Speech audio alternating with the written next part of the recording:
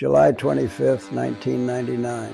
It's almost midnight at Woodstock, and the air smells like burning plastic and gasoline. The Red Hot Chili Peppers are on stage playing their last song, and behind them, the entire festival is on fire. Not just one fire, dozens of them. Vendor booths exploding in flames, ATM machines being ripped apart, people running through smoke with pieces of wood in their hands. This was supposed to be Woodstock. Peace and love, but right now it looks like a war zone. And the scary part is everyone saw it coming. If you're enjoying this story, hit that like button and subscribe to the channel, because we're diving deep into the darkest moments in rock history, and trust me, this one gets intense.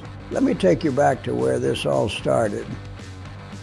Woodstock 1999 was supposed to be a tribute to the original 1969 festival. The legendary 3 days of peace and music that defined a generation. 30 years later, promoters wanted to recreate that magic. They chose an abandoned Air Force base in Rome, New York. Concrete everywhere, no grass, no shade, just flat, hot pavement under the summer sun. They expected 200,000 people to show up and pay $150 for a ticket, and they did. But from day one, something felt wrong. The first problem was the heat. July in upstate New York can be brutal, and that weekend, temperatures hit 100 degrees. On concrete, it felt like 120. People were passing out. But here's the thing, water was supposed to be free. The original Woodstock had free water. But at Woodstock 99, they were charging $4 for a bottle, $4 in 100-degree heat, on an airbase with no shade. People were furious, and this was just day one. Then there was the food, $12 for a slice of pizza, $10 for a burger. People couldn't afford it. They came to see bands, to have fun, but they were trapped in this overpriced prison with no escape. The ATMs started running out of cash. The portable toilets overflowed in the heat. By the second day, the whole place smelled like sewage and sweat. It was disgusting, and the anger was building. But here's where it gets really dark.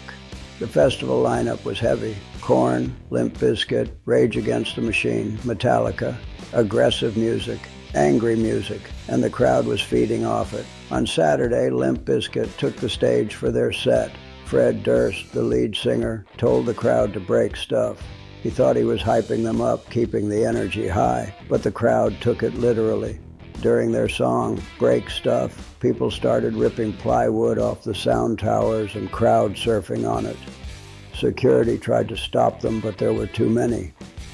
The mosh pit turned into a demolition zone. People were getting trampled. A woman later said she was assaulted in the middle of the crowd, and no one stopped to help. The rage was real now. It was real. And the bands could feel it. Some of them didn't know what to do. Korn's set earlier that day had been intense, but even they were surprised by how aggressive the crowd was. Jonathan Davis later said the energy felt dangerous, like something was about to explode. He was right.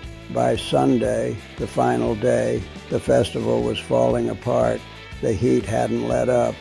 People were exhausted, angry, dehydrated, and then the Red Hot Chili Peppers came on to close the festival.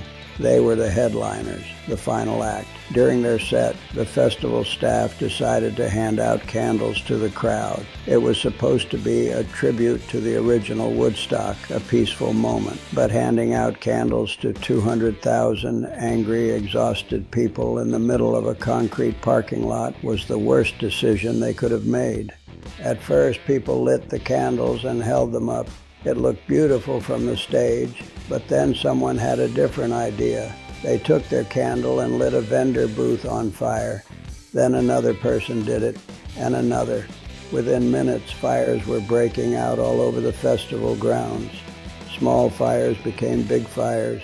Big fires became infernos. People were ripping apart the plywood vendor booths and throwing them into the flames. The ATM machines were destroyed. A tractor trailer was flipped over and set on fire, and the Red Hot Chili Peppers kept playing. From the stage, Anthony Kiedis could see the fires spreading. He didn't know what to do. Should they stop playing? Would that make it worse? They decided to keep going, hoping the music would calm people down, but it didn't. The fires kept growing. Security had completely lost control. The state police were called in. Riot gear, tear gas. This wasn't a music festival anymore. It was a full-scale riot. And here's the thing that still haunts people who were there. It didn't feel random, it felt inevitable. Every bad decision, every overpriced bottle of water, every moment of neglect had been building to this. The promoters treated people like walking ATMs, squeezing every dollar out of them while giving nothing back. The heat, the filth, the corporate greed, it all came crashing down in flames. When the festival finally ended, the damage was unbelievable. 12 trailers destroyed, millions of dollars in damage. Several reported assaults, dozens of injuries. And the legacy of Woodstock, the legacy of peace and love, was burned to ashes on a concrete airfield in upstate New York. In the aftermath, everyone pointed fingers. The promoters blamed the bands. The bands blamed the promoters. Some people blamed Fred Durst for telling the crowd to break stuff. But the truth is, it was a perfect storm of greed, neglect, and anger. Woodstock '99 wasn't destroyed by the crowd, it was destroyed by the people who created it. They sold a dream and delivered a nightmare. And the music industry learned a brutal lesson. You can't recreate magic. You can't bottle nostalgia and sell it for $150 a ticket. And you definitely can't treat people like garbage and expect them not to burn it all down. Woodstock '99 was the end of an era.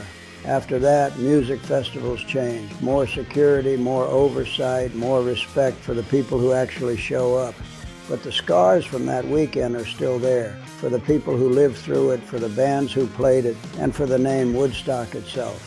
Make sure to turn on notifications so you never miss a video. And if you want more dark stories from music history, check out the video I did on Altamont 1969, the other festival that ended in tragedy. Thanks for watching, and I'll see you in the next one.